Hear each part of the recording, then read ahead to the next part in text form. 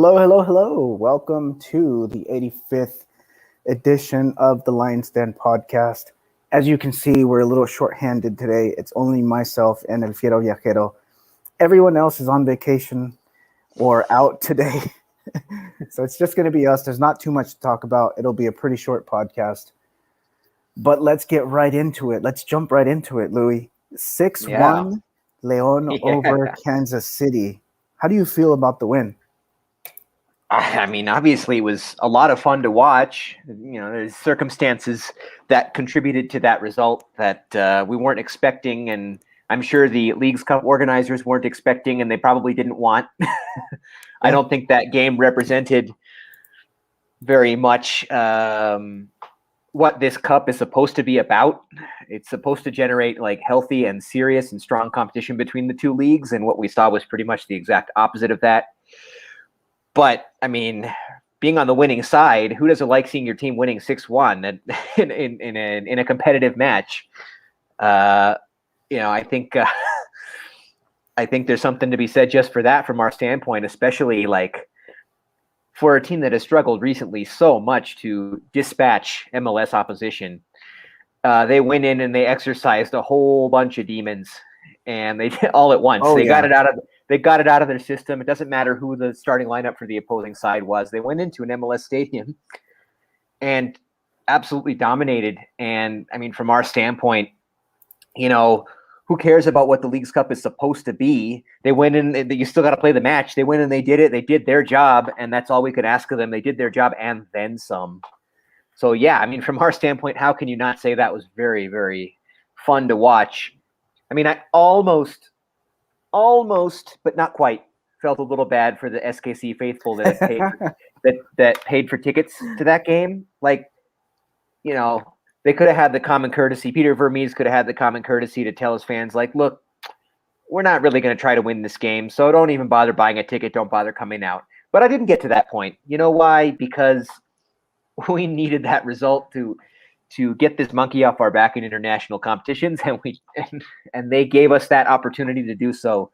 So thank you to SKC, and thank you to the Holland staff and our players for going out and showing no mercy, strike first, strike hard, Cobra Kai, and get the job done. You know, that is how you play a match against a very weak Sporting Kansas City side. I mean, they were using. Was it all bench players? I'm not very familiar with Sporting Kansas City. Is it all bench players or all youth players? It was almost all bench players and youth players. There were about 2 or 3 guys who have been somewhat regular starters this season. I mean, I think the only one you'd call indiscutible was Daniel Chaloy. And there were 2 others, Ilie and I forget the other one, in the midfield who started and are regular starters. I mean, I think they were just kind of there to be guidance for the rest of the squad who was I mean, I think Vermees was hoping that maybe in the best case scenario, those 3 guys and a bunch of inexperienced players, those 3 guys could guide the rest of the inexperienced players, and they could have something bearing some sort of resemblance to a competitive side, but obviously it did not work out for him that way. Yeah. I expected some rotation for sure, but like that was a little extreme. It was. I almost felt like they were, like the coach kind of said, "Hey, you know what? We're not even going to bother with this tournament. Let's worry about MLS and try to stay in first place," because they are in first place, right? They're in first place in the conference, in the Western Conference. So I'm assuming they're just saving all of their guys just to play. They're in what's the Supporter Shield. For those who don't follow MLS, the Supporter Shield is the best overall record in MLS, and it comes with a CONCACAF Champions League berth and a hardware. I mean, it's something that Vermees as a manager has never won with. He's been associated with that franchise for a very long time, both as a player and a manager, and he's come close a couple of times to winning a Shield, but he hasn't won it yet. And I think that's probably what's mostly on his mind. Having a chance at the Shield, having missed it a couple times, and to win the Shield in MLS, you have to be pretty consistent in league play. I mean, you can't even, if you throw out even one league match, you might lose your shot at it. But still, the most important thing to win an MLS is MLS Cup. I mean, the MLS Cup trophy. That's what you're going after, and SKC is in prime position. They could have rotated players in their next league match and used something closer to a first choice squad in this one, and it would have been a much more interesting match for the viewer and certainly for their fans. I mean, I mostly felt bad for their fans because I thought maybe I felt like they were disrespected. Like, I mean, you're disrespecting your fans who came out. Like, it's not in central Kansas City. People are coming from all over a large metropolitan area to see that game, and they had no shot. I mean, that's a disrespect. It's disrespectful to your club, to our club, frankly. Like, if he thought that the team that he put out there had any shot whatsoever at competing with a first choice Leon squad, that's disrespectful to Leon also, in my opinion. So it's disrespectful to both teams, his own, ours, and his fans. Not really disrespectful to our fans. We enjoyed it immensely.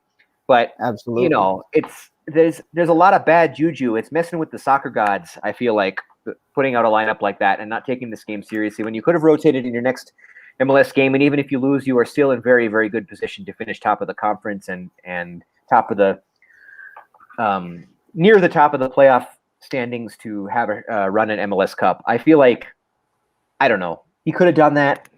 It would have been better for a lot of people, but man, we'll take the blowout win. That historic blowout win. First time Liga MX side has scored 6 or more goals against MLS competition on U.S. soil, which, you know, that's just kind of a stat that'll fall by the wayside. But at the moment, it's like, well, that's kind of cool. You know, we're the first team to do that. Yep. And the first time Leon has scored 6 goals, at least 6 goals, or 5 even for that matter, outside of Estadio Leon, and is pretty much as long as I can remember. Yeah, I know that by the 5th goal, I was already feeling bad. I was like, you know what, just hold the ball, just pass the ball around. You know, let's not make this worse than it has to be. And then 6th goal comes around, and I'm just like, oh my god, this is going to be a massacre. But then, you know, towards the end, the ref didn't even add any added time. No, nothing. He just kind of ended it. I think he ended it like 30 seconds early. I mean, I think it's sort of an unwritten rule among referees that if it's a 4-goal lead or more, then there's really no reason to add any extra any stoppage time, at least in a direct elimination. Like if it were a 2-leg set where every minute is, you know, part of one long game, that's different.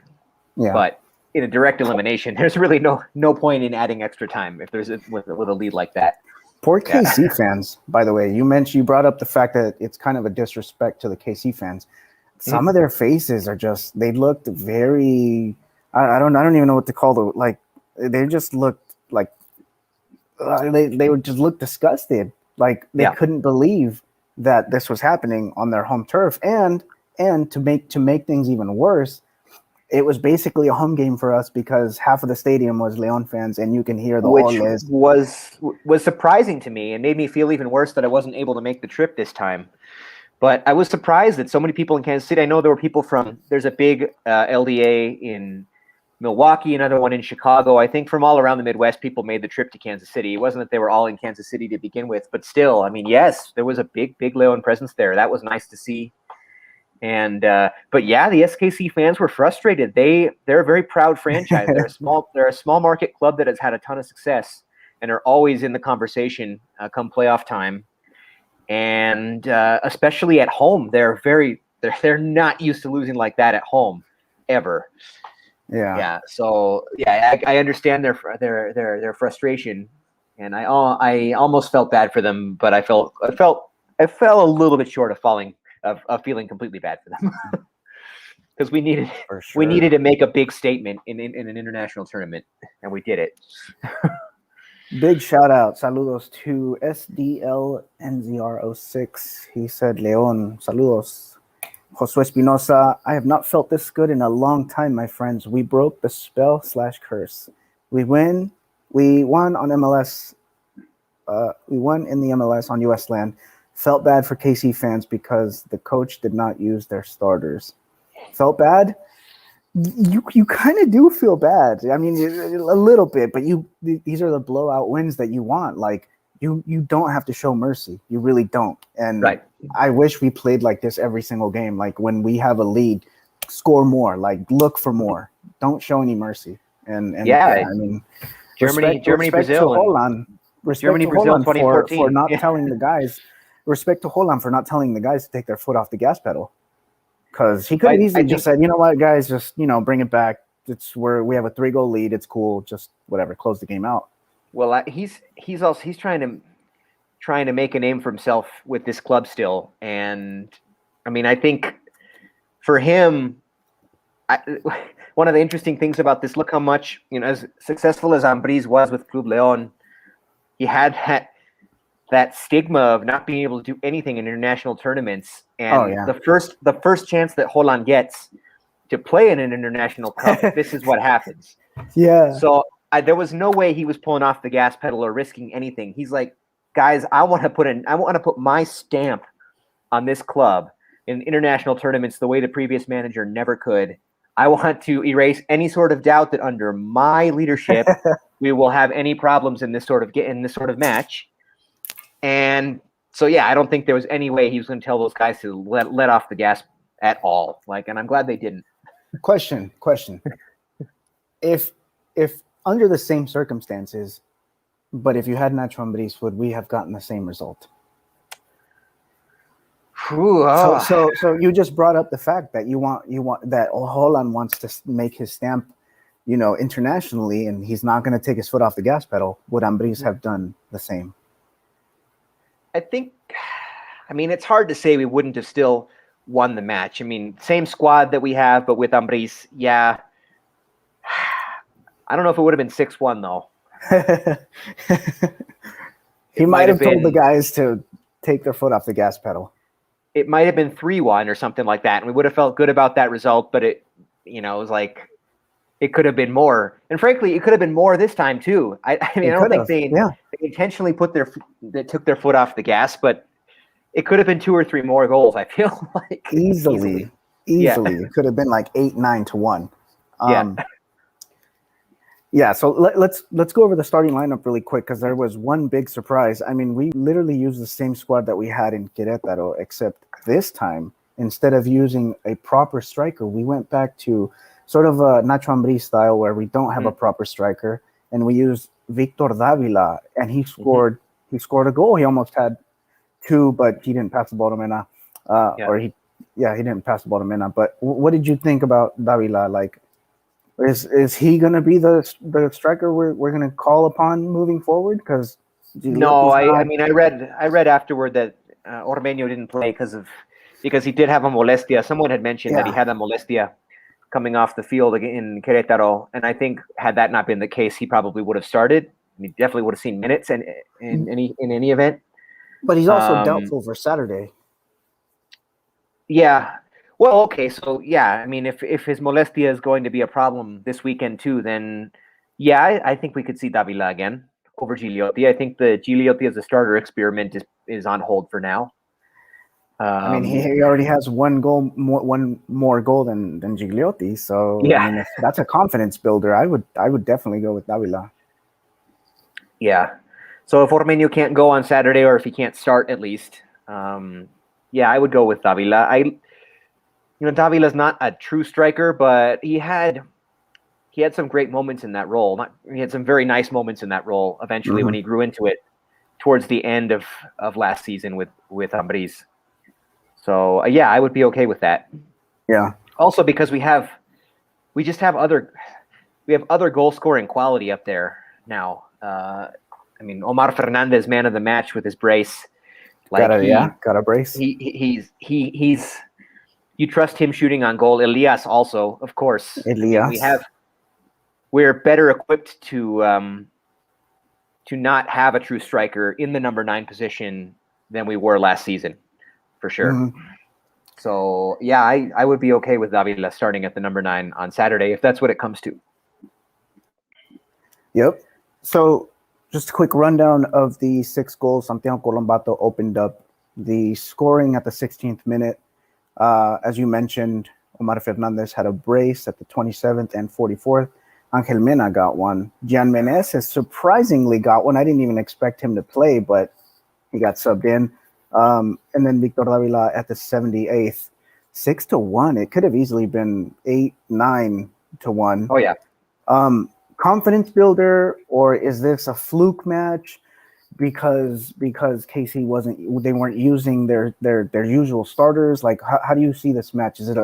I see it as a confidence builder. Like, if anything, we haven't really scored much this season in Liga MX, and then we leave internationally, which is something that we wanted to prove, and we score 6 goals. So I feel like this is sort of going to carry over back into Liga MX. Yeah, I don't know how any kind of 6-1 in a competitive match against professionals. I mean, it was an alternative lineup, but they're still professionals. This is still a Major League Soccer team.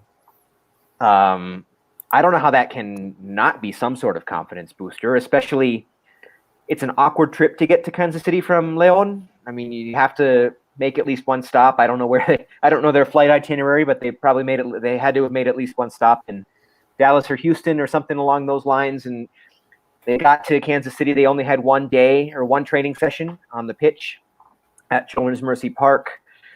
And they went in as the visitors in a tough place to play. No matter who's suiting up for Kansas City, they went into a tough place to play and got that result. It has to be a confidence booster. Absolutely. I mean, yes, with a little bit of an asterisk because of the side they were playing, but I mean that you still have to play the game, and as difficult a task as it had been for us to compete with MLS opposition, to take control against them, and to go and do it in this way, yes, it has to be a confidence booster. It's a confidence booster for sure. Yeah. Senaku, I see it as a confidence builder too. Shout out to Senaku, always tuning in. It is a confidence builder. But I'm pretty sure the guys realize, hey, you know what? They weren't using their usual starters. We have to continue playing the way we were playing especially against Mazatlan, who's coming in on Saturday. They're actually playing really good, so it's going to be an interesting match. But nonetheless, La Fiera makes it to the semifinal, where they're going to face, by surprise. They took us all by surprise. They're going to face Los Pumas. They're going to face Pumas, who got thoroughly outplayed. Frank, I mean, let's not kid ourselves. They got thoroughly outplayed. If you want anyone who watched the game, it was a bizarre circumstances. There were thunderstorms in New York City. They had to delay the game by about 3 hours.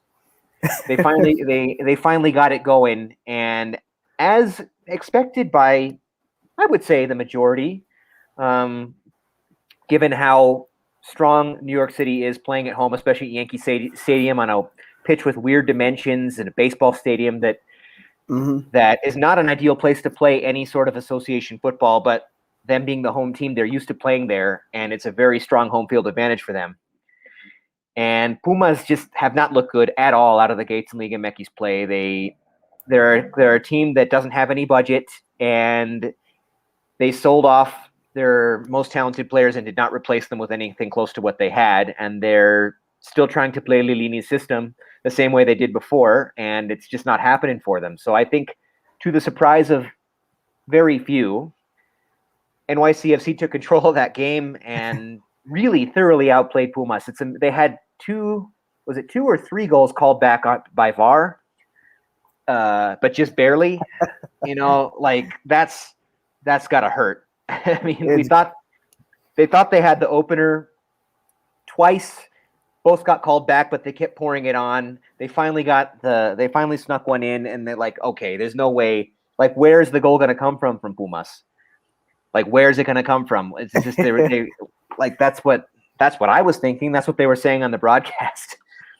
And then Rogerio somehow sneaks one by Sean Johnson, like a ball that I thought should have been saved, frankly. But he snuck it by him, and at that point I was like, well, the whole time I was like, Puma's best chance is to force PKs and take their chances.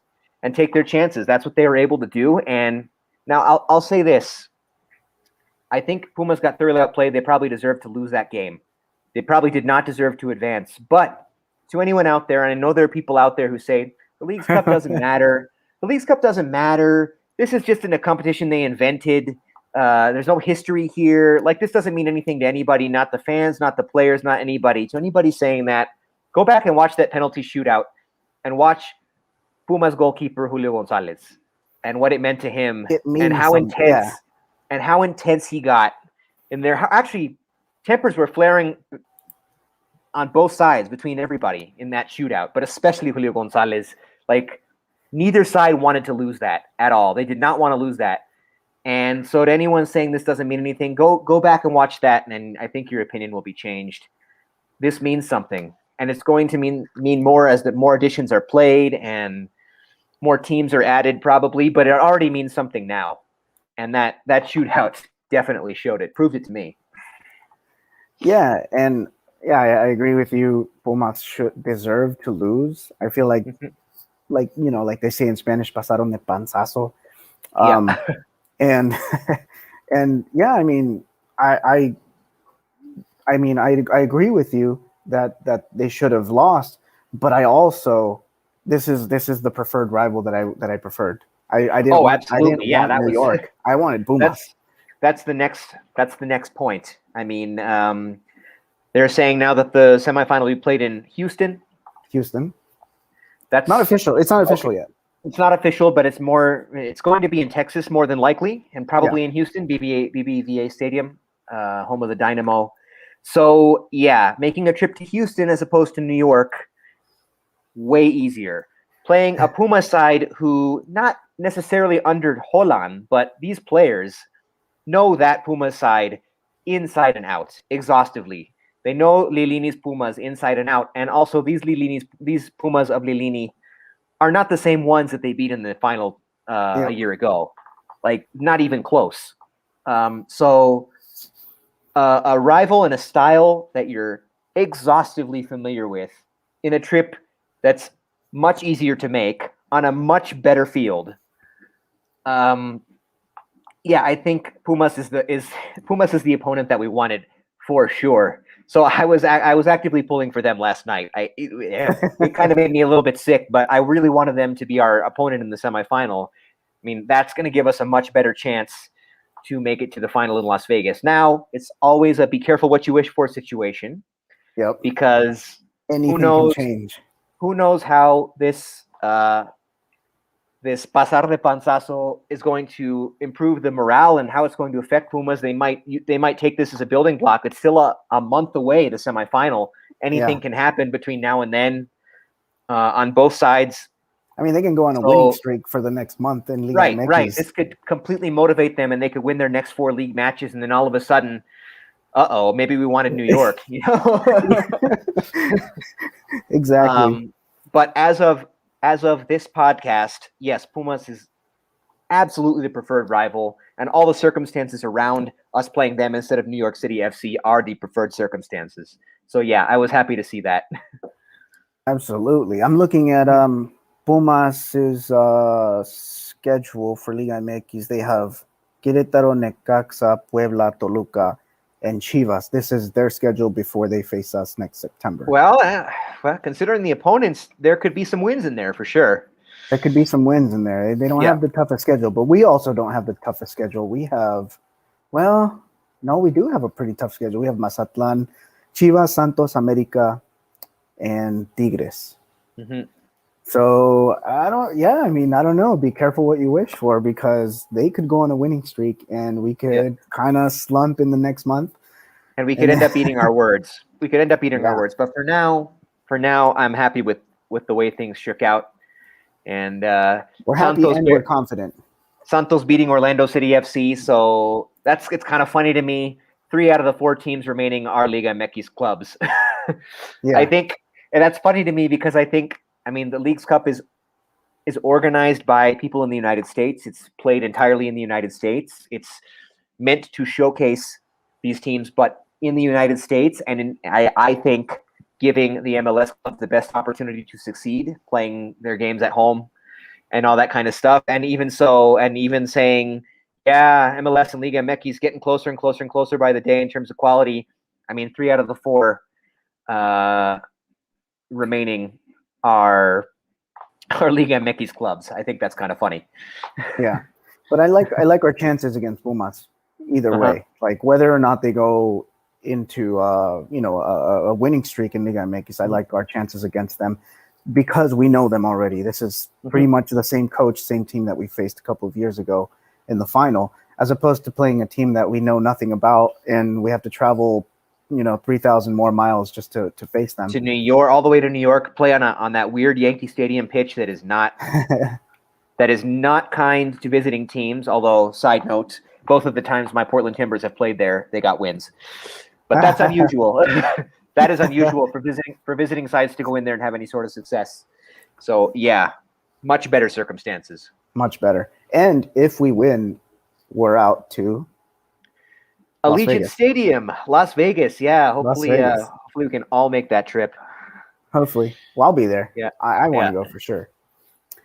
I'm thinking about, I don't know it's a long time between now and the semifinal, but it's only a week between the semifinal and the final. I don't want to wait all the way until then to plan my trip. So I don't know. I might, I'm not a gambling man in terms of money, but I might gamble and plan that trip without knowing for sure that we'll be in the final, just because it'll be easier to do it than only having a week to do it. Yeah, and since it's Las Vegas, I feel like that sort of gamble, this is a place where people go to gamble. So I feel like maybe that kind of gamble. It feels right. Yeah. For sure. So it's going to be September 14th. Pumas versus Leon. No location to be determined, but as soon as that comes up, we'll tweet it out. We'll, bring it up on the podcast. Josue Espinosa, once again, I like our chance with Pumas. I think Leon will be arriving on the rise with Holland, and Pumas maybe on the decline by the time we meet in September. Well, given our schedules, we just went over the schedules. They could go into a nice little winning streak or maybe pick up a couple of wins, but it's going to be more difficult for Leon just having to face Santos and America. And if Tigres wakes up, that's another tough team that we have to face. But yeah, I mean, we'll see. We'll see. We'll closely monitor the situation, and in the next couple of weeks, I'm pretty sure it'll come up. But let's go ahead and talk about this Saturday match game against Mazatlan. It's at home. Let's do it. Yeah. Saturday, August 14th, 5 p.m. at Estadio Leon against Mazatlan. Mazatlan currently, what are they? Second, third? They're at the top of the table. They're doing really well this season. I think you said last podcast they're one of the sorpresas of the torneo. Yeah, them along with San Luis, for me, are the big surprises of the first three jornadas. Absolutely. Yeah, they're fifth place. Atlético San Luis, fourth place. Mm-hmm. So, I mean, they're only ahead of us by 1 point. So a win here will put us ahead. But they're not an easy team. And historically speaking, last season, we didn't do well against them. We played 45 good minutes against them, and then we just fell apart in the second half. Mm-hmm. What do you think about this game? How do you see this game? How do we match up? Are we going to be the Leon that we saw in Kansas City, or are we going to be the Leon that we saw last season in the second half against Mazatlan? I think it'll be somewhere in the middle. And but hopefully in the middle, still leaning towards the Leon win. Mazatlan is a much better team at home than they are away, although in the two matches we've played with them, we've struggled. When they played during our title season 2 seasons ago, when they came to Leon, they scored first, as I recall, in something like the 65th minute or something like that towards the end of the game when not a lot was going our way. And we were able to equalize late, and then on a last-second penalty call, we were able to get that win. But that was a tough matchup. And then, of course, we all know what happened. We don't need to get into it too deeply, but we all know what happened in Mazatlan. I was there, so I saw the first Leon Mazatlan in El Kraken match ever, which was cool, and the trip was cool. And as much as we give them crap for stealing Monarcas Morelia, which a historic franchise in Liga MX, and leaving Morelia without first division football, it's kind of cool to have a team on the beach like that. And so it was a cool trip. But yeah, that game, here's the thing, that game against Mazatlan for me marked the end of the Ambris era. I know we got a couple more wins after that. We made the repechaje. Really? And for me, that was the symbolic moment where the Ambris era as we know it, had run its course. when they completely fell apart in El Kraken, and they regrouped and they got their last couple wins and they made it up to 6th place in the repechaje, but then we all know what happened after that. They were never really primed to make a true run under Ambris after that match, in my opinion. So I think the guys who were still on the team from then, which is most of them, will remember that. And I think Holland is not dumb. I think he's going to do his research and he's going to see what happened the last time these teams played. And I think he's going to see that too. And I think they're going to want to go out and handle this team at home. You never want to lose in front of your home fans. No, you never want to lose in front of your home fans. And Mazatlan is way better at home than they are on the road, although obviously they started off the season by beating Cruz Azul, heavily rotated, but still Cruz Azul. Heavily rotated. Rotated. Did they even have any usual starters? I think they just played a bunch of bench players.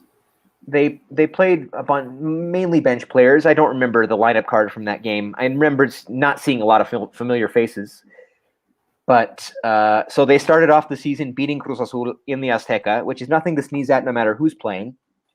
And then they followed it up with a 1-1 draw, which I watched most of. I think you did too. Monterrey. Yeah. Against Monterrey, which was a hard-fought result. And then what was their other game? I can't even remember. Pachuca. They beat Pachuca. Oh, that's right. At home. Yeah, they beat Pachuca. Pachuca that beat us 4-0. Right. So so their team, two of their 3 matches so far have been at home, and Pachuca is not looking anything like in Jornada 3. By Jornada 3 is not looking anything like the team that beat us 4-1. Yeah. Or 4-0 in Estadio Hidalgo.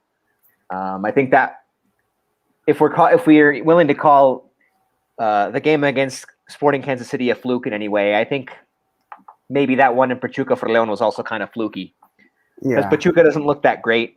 And so, yes, they beat a rotated Cruz Azul. They beat a Pachuca that doesn't look great, and they got a draw with Monterrey. So, yes, they have 7 points. They're near the top of the table, which nobody would have expected from them, I don't think. But I think this is going to be a real test for them.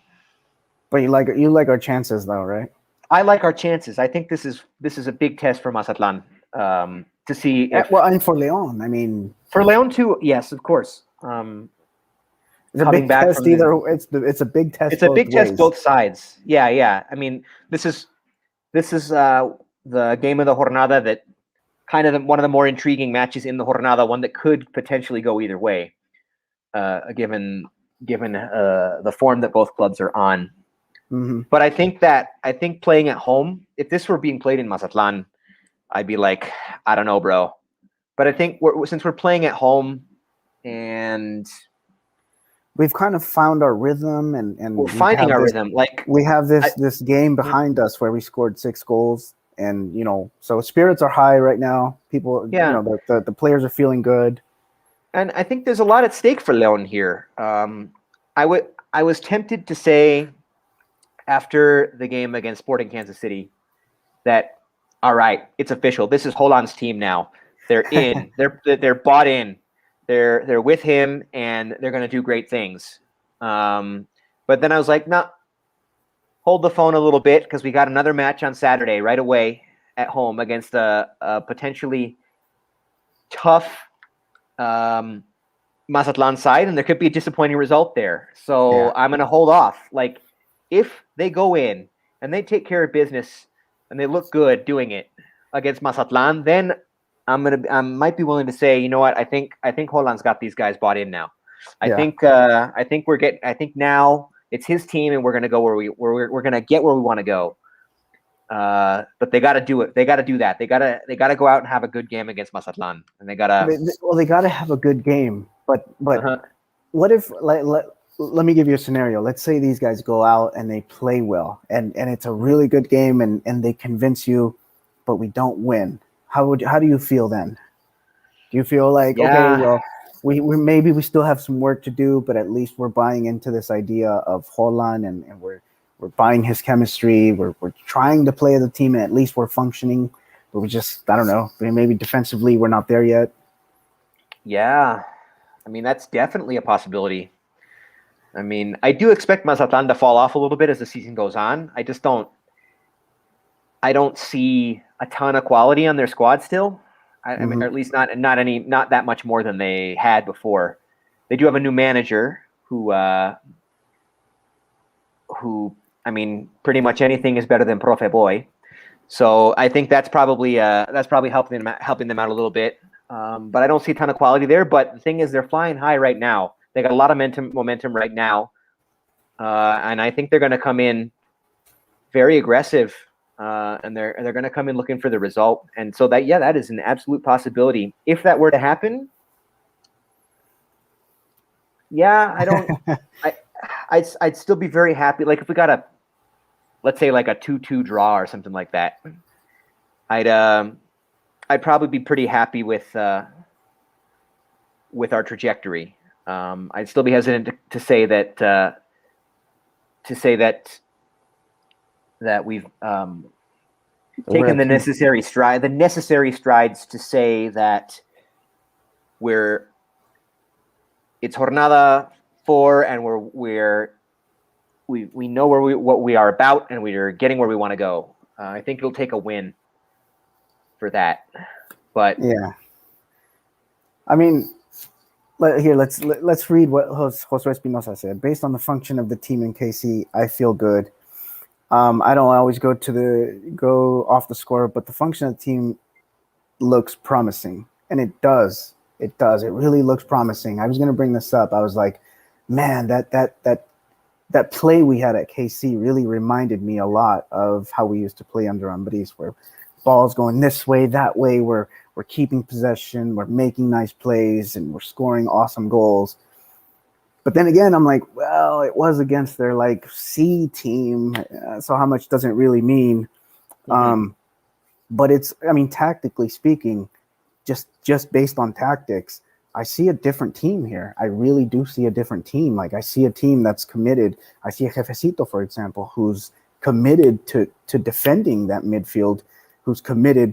Colombato, another player who's kind of under the radar, who doesn't really get a lot of reflectores because he's so under the radar. But he's also a really good distributor. He's recovering along with Jefecito. So I don't know. I feel like tactically we're kind of starting to get some rhythm, and we're starting to kind of get a feel for Holland's system. Sanaku also agreeing with Josue. I call this game a turning point. If we do well here, we're going to build a positive streak. I'm assuming he's speaking about the game against Mazatlan. Yeah. I mean, gotta agree with that. Well, and our schedule gets a little tricky after that. As you said, the visiting Chivas. I mean, Chivas has not looked great, especially at home. Which they're getting back their best players. They're a better road team than they are a home team, and it's a midweek match at 9 p.m. And then we've got Santos, America, and Chivas. Santos, America, both at home, and America both at home, and then at Tigres, and at Tigres after that. So I mean, Tigres hasn't looked good. America and Santos are both at home, so that should give us a little bit of an advantage. We always play well against those teams at home, but it starts off with this one. I think this one against Mazatlan is key. If they go out and they get a win, that keeps the momentum going, so that we can stay afloat against those tougher teams that are coming in. Yeah. I think like if they lose, then maybe that one loss turns into 2 or 3 against the teams that are coming in after that. Yeah, Josue Espinosa, last comment, he said, needless to say, this is a very important match. Whoever wins, right, Mazatlan or Leon, will make a statement for this season. And truly so, because the winner will likely take like second or third place in the standings. I mean, that's very unexpected, especially for Mazatlan. Yeah. No, it's not that unexpected for Leon, given the team that they built in the offseason. I mean, they added to an already very good squad, but I think people thought it would take longer than this to be near the top of the table. under a new manager, especially with all the extra matches that they have to play. Mm-hmm. But yeah, Leon winning 9 points out of 12, probably finish the jornada within the top 4, I would imagine. Yeah, there's a lot at stake here, I say. Yeah, I'd feel pretty good. If we get that win. Starting 11, how do we feel about the starting 11? Are we going to expect something similar to what we saw in Kansas City? I don't think Ormeño's going to start. I don't think Ormeño's going to be ready by then. I think they're going to maybe rest him. Mm-hmm.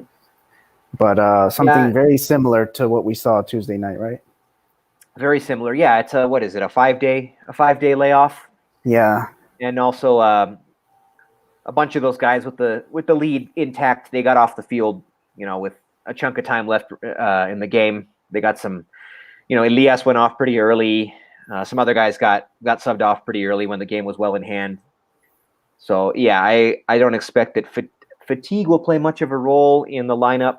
Ormeño's injury, probably the only thing that might keep him out of the starting lineup. But as for the rest, yeah, I would expect to see something very similar to Davila. Does Davila start? Yeah, I would say so. Over Gigliotti? Like Gigliotti just got booed off of like the team or something? Well, I think the Gigliotti starting experiment is over for now. I mean, he may be called upon. He may be called upon again. He didn't start most of last season either. But, there were occasions when he was called upon and he delivered. I mean, that Atlas game where he scored a brace when the team was heavily rotated because that was the week that we played against Toronto in CCL. So that was a heavily rotated side in Atlas, and Gigliotti started, and he answered. I mean, I still think he's capable of doing that, but I don't expect him to start anytime soon. It'd be crazy is if we play that Leagues Cup, Gigliotti starts and he scores another brace. Against Pumas? Yeah. Against Pumas, and he gives us the pass to the final. That'd be crazy. Yeah. Anyways, let's move on to predictions, and then we'll wrap this thing up. Yeah. Prediction time, and by the way, we have a new prediction time video. Yeah. So this might just be the last time we see this prediction video, because next week we're going to be premiering a new prediction time video by Louis. Yeah. So hot off the press, made it today. Yeah, exactly. So let's give this one a proper retirement one last time. Prediction time, prediction time, prediction time, prediction time, prediction time, prediction time.